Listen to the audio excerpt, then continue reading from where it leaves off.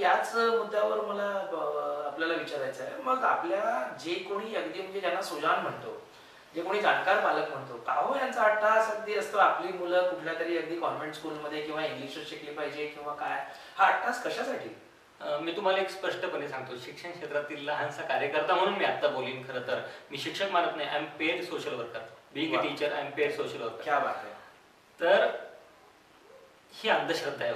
हां, ह्या कॉन्व्हेंट स्कूलमध्ये इंग्लिश मीडियममध्ये आपल्या मुलांना शिकवणं ही अंधश्रद्धा आहे. आपल्या सगळ्यांना माहिती आहे की जगातल्या सर्व शिक्षण क्षेत्रामध्ये प्रचंड मोठे योगदान देणाऱ्या मॉन्टेसरी बाईंपासून, जीन पियाजेपासून, वायगॉट्स्किन तर आपल्या अगदी रमेश पानसे नेमाड्यांच्या पर्यंत किंवा रवींद्रनाथ टागोर, महात्मा गांधी, विनोबा, किती नावं घेऊ, या सगळ्यांनी जे काम केलेलं आहे, जो पुरस्कार केलेला आहे, तो मातृभाषेतून शिक्षणाचा पुरस्कार केलेला आहे.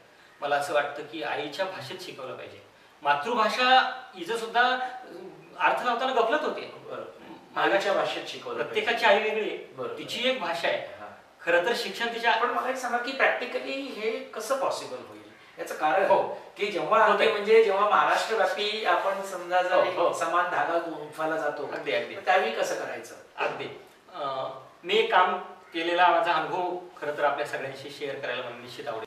आपण म्हणालात की हे कसं काय शक्य आहे, तर एका बाजूला आज ग्रामीण भागामध्ये जे काही इंग्लिश मीडियम स्कूल निघाले, त्याच्यामुळं मी तुम्हाला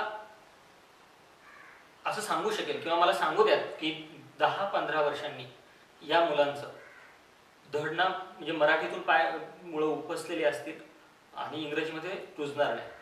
प्रचंड मोठं नुकसान मला काय वाटतं, ग्रामीण भागातील अजिबात जाण आणि भान नसणाऱ्या या लोकांनी जे इंग्लिश मीडियम स्कूल सुरू केलेत, तिथे आज मुलांचं प्रचंड मोठ्या प्रमाणावर शोषण होत आहे, त्यांना ते शिकता येत नाही. मूळ मुद्दा असा आहे की भाषेशी जोडल्याशिवाय शिक्षण होत नाही. तुम्ही म्हणालात की एका बाजूला मी बोलीचा पुरस्कर्ता आहे, भाषेचा पण नाही म्हणत मी, मातृभाषेचा पण नाही.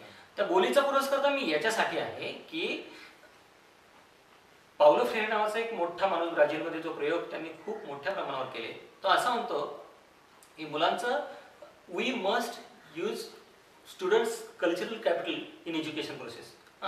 तर हे जे काही सांस्कृतिक भांडवल आहे त्याच्यामध्ये काय आहे, त्याच्यामध्ये भाषा आहे, संस्कृती आहे, रूढी आहे, रीतिरिवाज आहे, परंपरा आहे, किती गोष्टी आहे याच्यामध्ये. मग या सगळ्या मुलांचं जर सांस्कृतिक भांडवल वापरायचं असेल तर भाषा हा अत्यंत कळीचा मुद्दा आहे शिक्षणातला. मला प्रश्न पडतो की इतक्या मोठ्या प्रमाणावर भाषिक वैविध्य असलेल्या महाराष्ट्रामध्ये माडिया, गोंडी, भिली, पावरा, कोकणी या भाषांचं मराठीशी काहीच सोयरसूतक नाही, काहीच मैत्र नाही, कुठलंच नातं नाही. त्या वर्गामध्ये काय शिक्षणाची प्रक्रिया घडत असेल? मग आम्ही असं केलं, मी तुम्हाला सांगतो की आम्ही शिक्षक सक्तीनं काही वाक्य, आता मी भाषा कोश बनवतोय आणि त्याला बरंच पुढे काम ते बरंच पुढे गेलेलं आहे की आम्ही शिक्षक सगळी ती भाषा समजून घेतो, पहिली दुसरीच्या मुलांशी ती भाषा बोलतो. उदाहरणार्थ की आपण असं शिक्षक जसं बोलतात, अरे काल कुठे गेला होतास रे, असं आम्ही म्हणत नाही.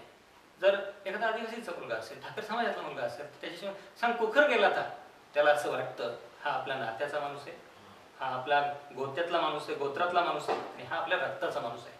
त्यावेळेला तो आदरभाव निर्माण होतो. आपलेपणाने जे केलेलं जे शिक्षण आहे ते खऱ्या अर्थाने अगदी म्हणजे हा पहिली दुसरीच्या पातळीवर मग आपलेपणा हा असतोच. आणि त्यांच्यामध्ये कुठलाही न्यूनगंड भाषेच्या अंगाना, कारण हे आम्ही पाहतोय किती मुलांचं वाटोळं ह्या अशा शिक्षणानं झालं. हे आमच्या नजरेसमोर, मी बहिरवाडीचाच असल्यामुळे तिथले आदिवासी मुलं, पठार समाजाची मुलं किती ड्रॉप आउट झाले हे मी पाहत होतो. नंबर 1. नंबर 2, तुम्ही विचारला तो अत्यंत महत्वाचा मुद्दा आहे. मला असं वाटतं की हे शक्य आहे. आपण बोलीमधून सुरुवात करू, हळूहळू त्या मुलांना प्रमाण भाषेकडे नेऊ आणि नंतर इंग्रजी आणखीन कुठे न्यायचं असेल तर तिकडे नेऊ. आमचा जो पॅटर्न आहे तो मी तुम्हाला सांगतो. आम्ही मुलांशी बोलीत बोलतो, बोली भाषेमध्ये त्यांनी लिहिलेले काही शब्द स्वीकारतो 3री पर्यंत. होतय, यांठानी, त्यांठानी असे शब्द असतील तर तिथे त्याला लगेच लाल पेनानं आळ मारत नाही, काट मारत नाही, कदाचित तिची फुली मारतो, ती त्याच्या शैक्षणिक आयुष्यावरची, तिच्या शैक्षणिक आयुष्यावरती ठरते. तर ते मग हे बरोबर, अधिक बरोबर हे असं आहे, हे तुझं बरोबरच आहे. आमचा एक सुविचार आम्ही निर्माण केलेला आहे, तयार केलेला आहे. कोणत्याही मुलानं, मुलीनं लिहिलेलं कोणतंही उत्तर पूर्णपणे चुकीचे नसतं. बरोबर आहे.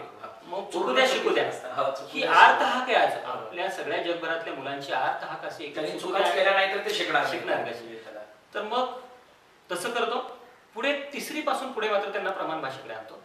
आणि तुम्हाला सांगायलाही आनंद आहे की एका बाजूला मातृभाषेतून शिक्षणाचे आम्ही पुरस्कर्ते असलो तरी सुद्धा आपल्याला सगळ्यांना माहिती आहे की तंत्रज्ञानाची बऱ्यापैकी भाषा इंग्रजी आहे. आणि LPG नंतर जागतिकीकरणानंतर आपल्या सगळ्यांना माहिती की इंग्रजीचं महत्त्व वाढलेलं आहे. मग ही सगळी जाणीव आम्ही ठेवून आम्ही इंग्लिश स्पोकन इंग्लिशचा कोर्स सुरू केला. हां.